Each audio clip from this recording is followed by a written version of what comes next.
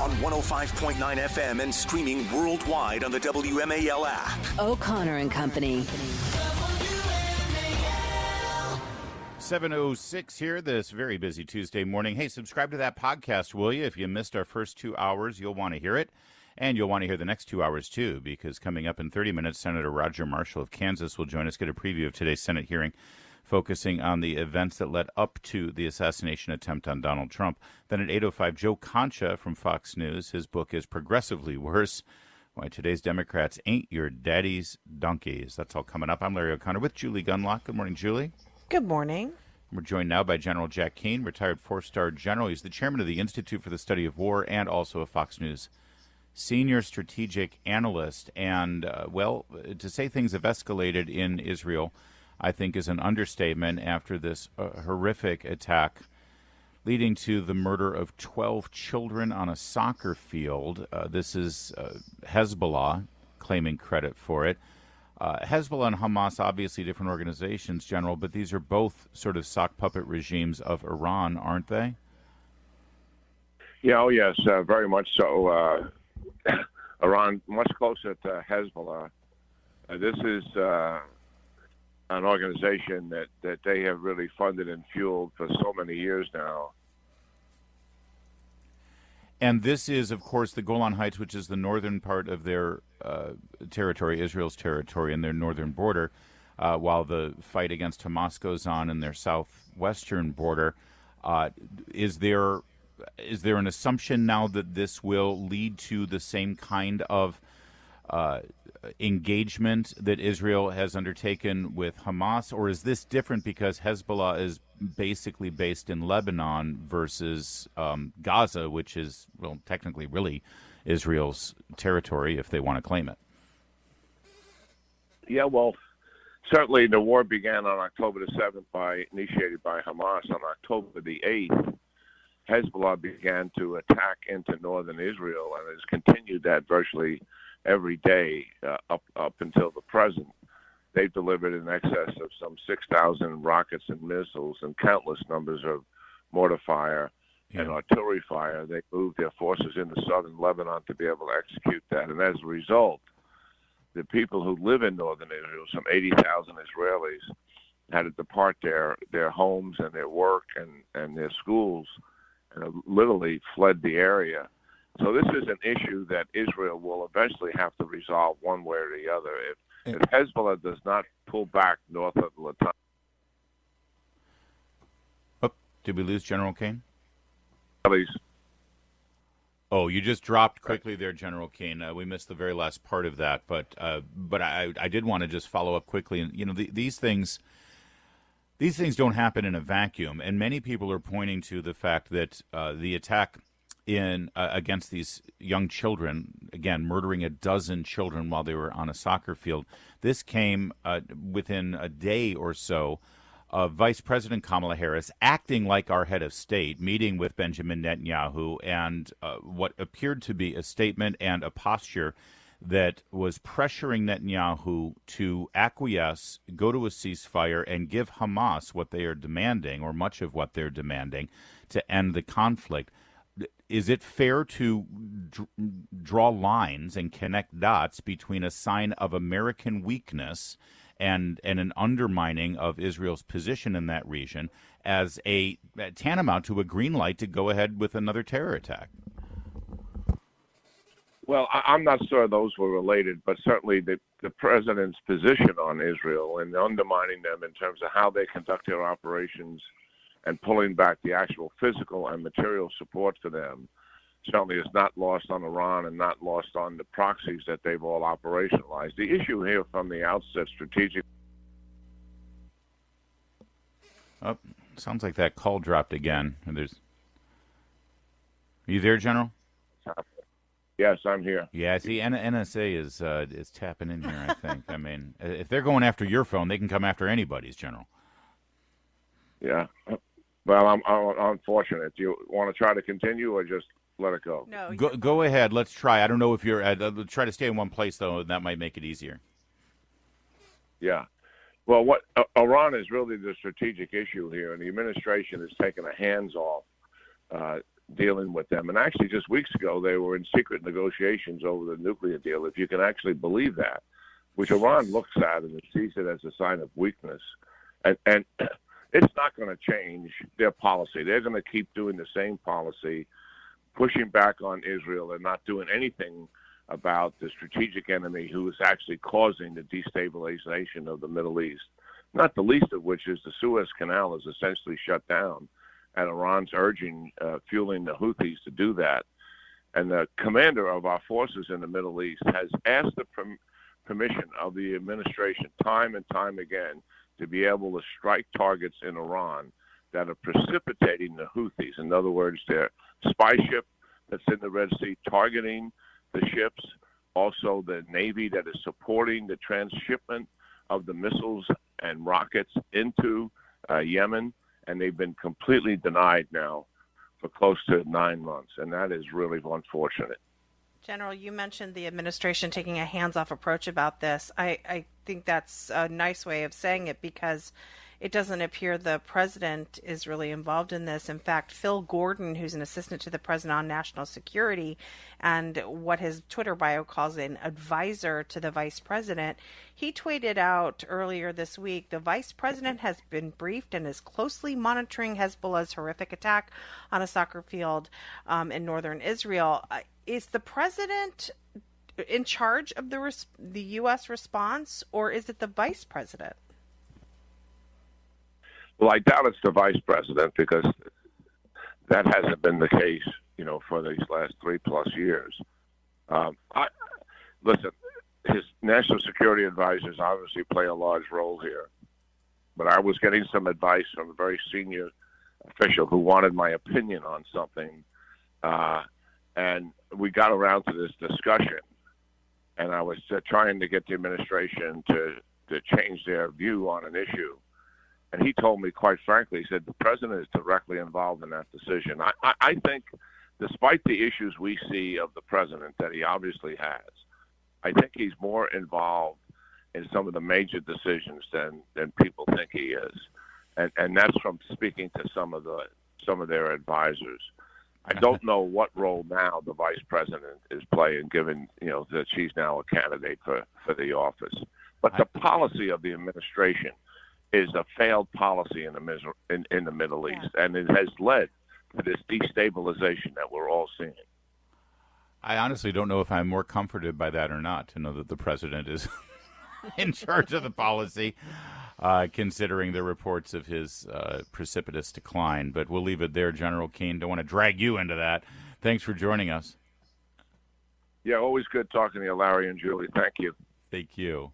It's 7:15. It is, in fact, time for Critter News. And this one involves dragonflies. Now, dragonflies, I think, are lovely creatures, aren't they? Like unicorns, they're often seen as sort of, hippies will draw pictures of a dragonfly with a rainbow and a flower and some sort of pithy message from the Dalai Lama and think that they're being profound, right? And they're beautiful creatures. They're like, listen, if I'm in my yard and I see a dragonfly, I will still stop and watch it. They're lovely creatures.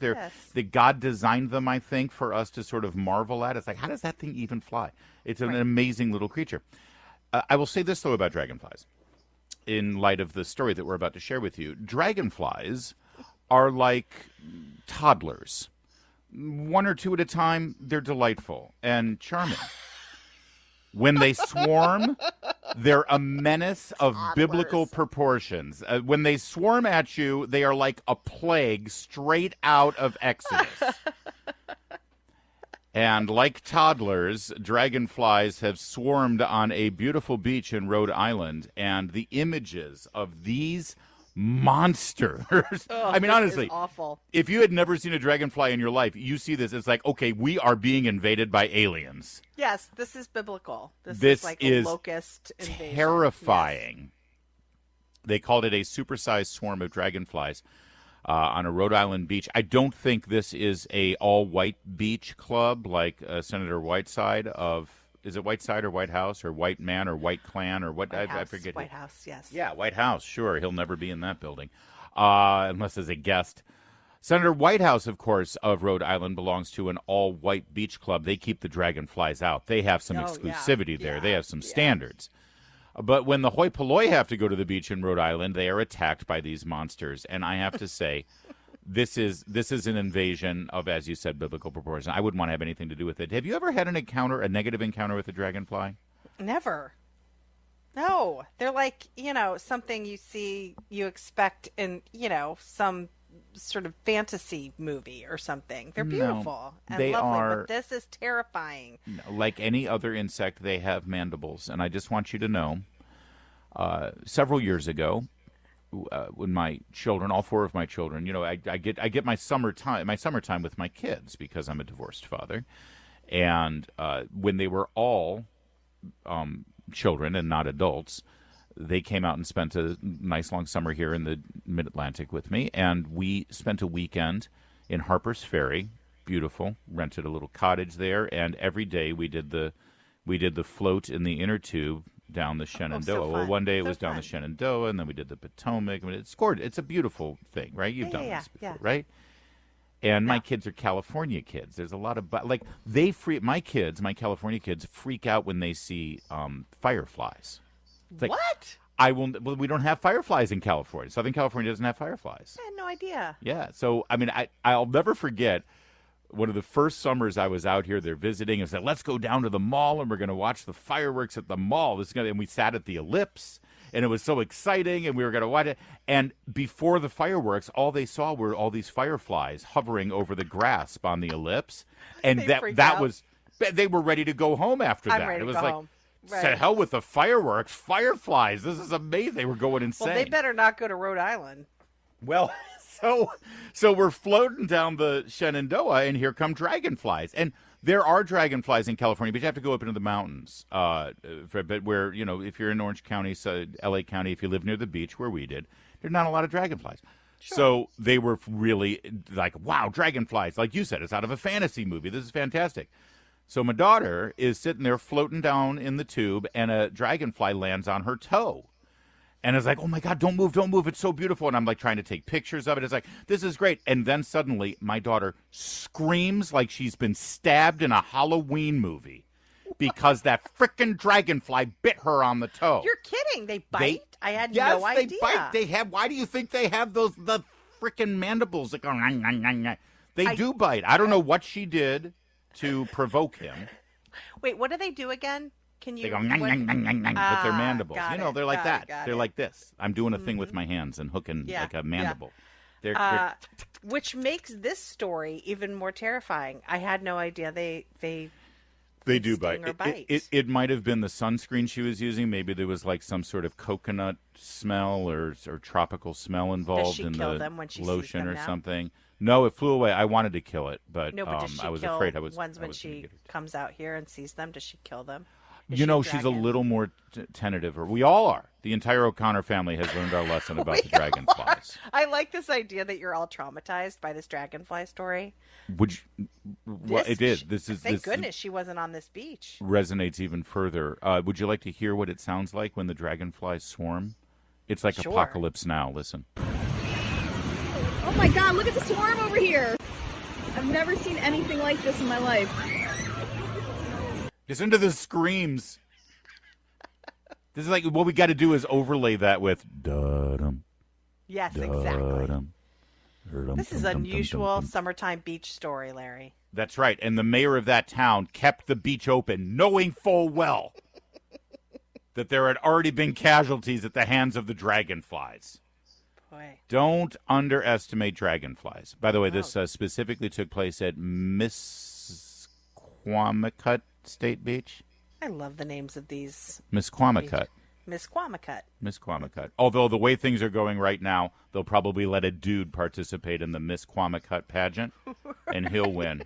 Ladies and gentlemen, here's Misquamicut. And then they'll rename it Mr. Quamaquat. That's right. Or, we don't want to use whatever the pronouns are. So there you go. Look out for your dragonflies next time you go to the beach. No one is safe. Every insect is a menace, and they will bite you. It's 7:23.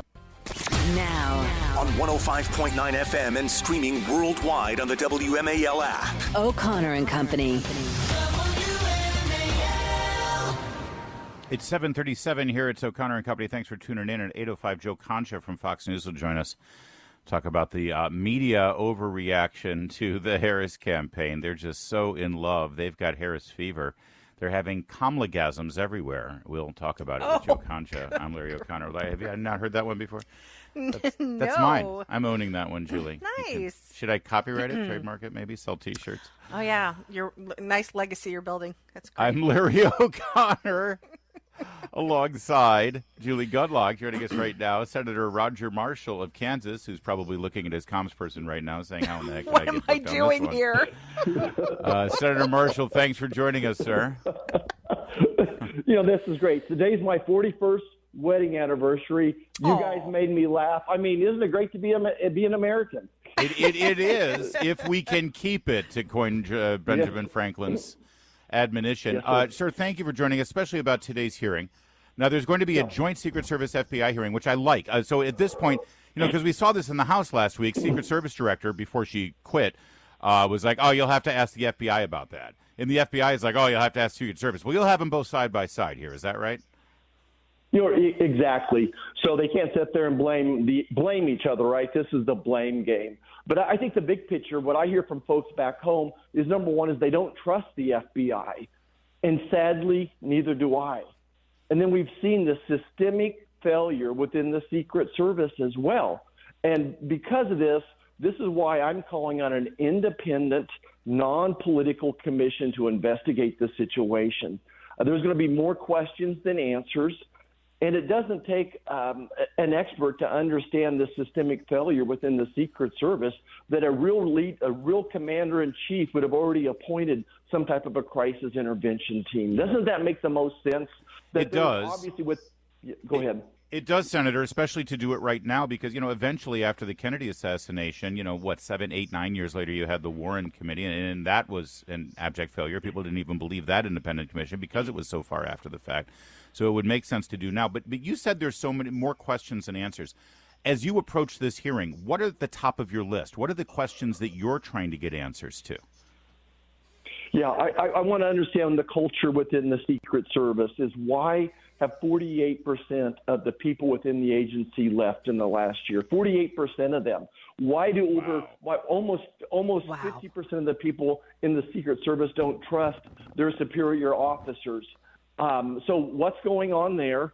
And that's why I say we need some type of a crisis intervention team just to go in there right now. I want to know what they're doing for President Trump right now. They asked for more support. What type of support are they giving them? Are they surging people? They have some 33 offices across the country, 8,000 agents. What are they doing to surge people to President Trump's rallies right now? I'm worried about copycat crimes. I think this was a copycat crime of the JFK assassination in many ways. So I'm very concerned about how the press, especially in written media, keeps showing the picture of this assassin. I say he's an assassin. I know wasn't successful on President Trump, but he did murder another adult man. Yes. Senator, first of all, happy anniversary. You mentioned that at the top of the interview. That's wonderful. Back to the hearing, though. This is a joint Senate Judiciary and Senate Homeland Security Committee, and I want to get your thoughts on the fact that we have two agencies. We have a very politicized Department of Justice that oversees the FBI, but then the Secret Service is a part of the Department of Homeland Security. Yeah. So this is first and foremost. Clearly, this was a communications problem, not only interagency but also with the locals. Is part of the problem here because they're in different agencies, they're not communicating? These seem like the same problems that existed before 9/11. Exactly. So this is a systemic failure that I'm describing. They don't follow their own standard operating procedure. And then there's this constant communication issue. That's why, you need probably some special forces people to come in there that are experts, maybe a retired Secret Service person that understands this as well and had this crisis intervention. But we need to make sure that no rock is left unturned. We need to know, was this a lone wolf or was there something else there? I think if I was betting it was a lone wolf copycat crime like I talked about. But we need to make sure of that. And the background here is, again, Americans don't trust the FBI. When you have the FBI director out there saying, well, maybe this was some shrapnel or maybe it was a piece of glass. What the heck is he talking about? And then you prayed out Dr. Fauci of all people, who's never seen a gun wound. And I doubt if Inspector Ray's ever seen a gun wound either. So it's a physician, it's a slap in the face to the hospital there that examined him. It's a slap in the face of Dr. Ronnie Jackson, who's now a Congress member, a special forces physician himself who's actually seen gun wounds before. So why in the world would the FBI be politically attacking President Trump? And this is why Americans don't trust the FBI, and sadly, I don't either. And I want to. Yeah. I want the FBI to be successful. We need the FBI and the Secret Service to do their job to protect this democracy. Senator Roger Marshall's our guest on his 41st birthday, and our best regards to Lena, who in 1983 had no idea what she was getting into. I would like to, and I don't know if we'll ever get an honest answer to this, Senator Marshall, but it appears to me on the outset, and I don't think I'm the only one, that the mindset at the Secret Service was to provide Donald Trump the bare minimum. Give him the minimum that we need to give him, because that's, all we're obliged to do. But as the Trump team continued to ask for more, because he is, first of all, an extraordinary individual in that he is a former president, yes, but he's also running for president as the nominee for president, number one. Number two, he has been the focus of so much rage and so much hate for the last 10 years, where we have credible people claiming that he is an existential threat to the future of our country, and that if he is elected, there won't be another election in this country, and the fact that he does these massive rallies. You would think that the Secret Service would say, okay, yeah, sure, we have a minimum requirement, but maybe we should provide a little bit more. And by the way, Senator Marshall, to make my question even longer, we know that they can provide more because after this assassination attempt, they then did provide more. So will we ever, or will you be able in this questioning today, get to the bottom of who made that decision to not give them more when clearly they had the capability of giving them more, since they gave them more after the bullet? That's a great question, and I think that's surely somewhere in this 3 hours we'll get that one answered. But to your point, again, the systemic failures, not only do they need more people, they probably need more tools. Why wasn't a drone flown? There were 10 buildings within 500 yards of President Trump that had a direct line of sight. 10 buildings, multiple trees. They asked for more resources, more people. They didn't get them. There's 8,000 people employed by the Secret Service. They're protecting 33 people. And I've yet to see, how many people were actually there? Was it 6? Was it 8? So they didn't have the people that they needed to protect President Trump, nor the other resources. And maybe it's the communication resources, but something as simple as a drone in the sky surely would have picked this up. And even though we had folks at some local police obviously knew that there was a problem, why couldn't that word get to the Secret Service? And I bet when it's all said and done, we'll find out that Secret Service sniper was waiting on an order, waiting for permission. We have to trust our officers in the field, our agents in the field, to do their job. Yeah. When we saw that situation, there's only one reason that person was up there. It wasn't a friendly. Why do we have to wait for him to fire the first shot? This administration has never balked at spending money on frivolous things. So it's $7.5 billion on EV chargers for cars, and we've got 3 extension cords connected to a car battery to show for it. And yet they didn't have the resources to protect the leading candidate for president, the same man who they call the next Hitler. I'm not buying any of it, but I'm sure, Senator Marshall, you and your colleagues will do your best today. I appreciate you joining us. Happy anniversary. Yeah. Thank you, Senator. Take that woman out for some Chick-fil-A or something fancy. At least. Thanks, everybody. Thank you. It's Bye-bye. 7:45, WMAL traffic and weather every 10 minutes first on the 5. Jamie Witten's in the Hadid. Meredith would love Chick-fil-A for our anniversary, honestly.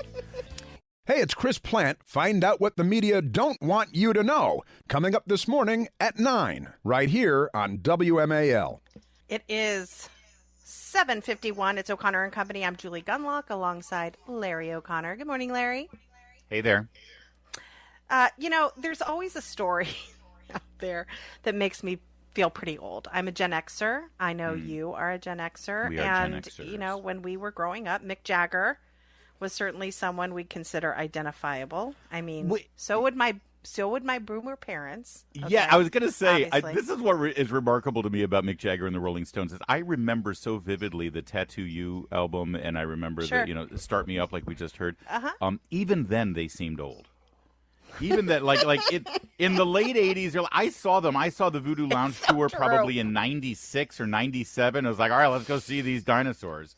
Yeah, and true. Apparently they were in their prime. Anyway, okay, but yes. have you seen Mick Jagger perform recently? He doesn't slow down. He's still Biden's bouncing around age. He's strutting around that stage. It's incredible. So what was interesting was that he and his youngest son Devereaux, who's really young, by the way. I mean, he really, he doesn't age. Okay, he's in Paris. He was in Paris this week. He was attending the Olympic Games. He was watching the fencing competition at the Grand Palais.